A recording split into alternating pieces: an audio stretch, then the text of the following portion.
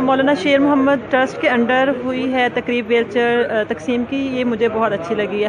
اس میں یہ ہے کہ ہم بچوں کو جو ہے وہ تھوڑا سا معاشرے سے ملنے کے، آنکھ ملا کے چلنے کے، اور ان کو جو ہے وہ زندگی کی طرف لانے کی کوشش کریں گے۔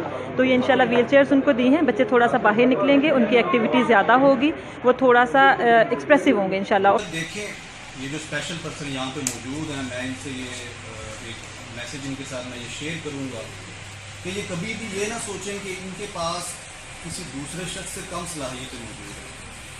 صرف میں ایک شخص کی اگزامپل دوں گا جو اس صدی اور اس سینچری کا سب سے بڑا سائنسدان مانا گیا ہے، اسٹیفن ہاکنگ۔ چند سال پہلے اس کی ڈیتھ ہوئی ہے، اور وہ شخص جب جوانی میں تھا، 23-24 سال کی عمر میں، فورٹ عباس میونسپل کمیٹی کے جناح ہال میں مولانا شیر محمد ٹرسٹ کی طرف سے 9 ویل چیئرز معذور بچوں کو دینے کے لیے ایک تقریب منعقد کروائی گئی۔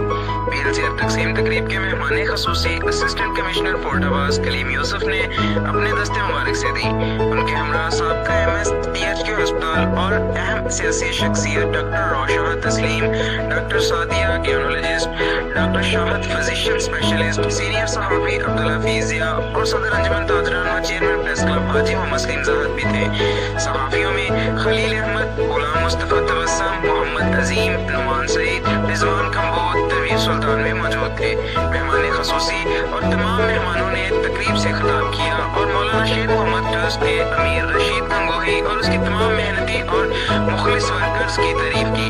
کہا کہ آپ کے دکھی انسانیت کی خدمت میں پیش رہ کر اللہ تعالیٰ کی خوشنودی حاصل کرنے کا باعث بنتے ہو، اور وہ مخیر لوگ جو اس نیک کام میں اپنا حصہ ڈالتے ہیں ان کی دنیا اور آخرت دونوں سنور جائیں گی۔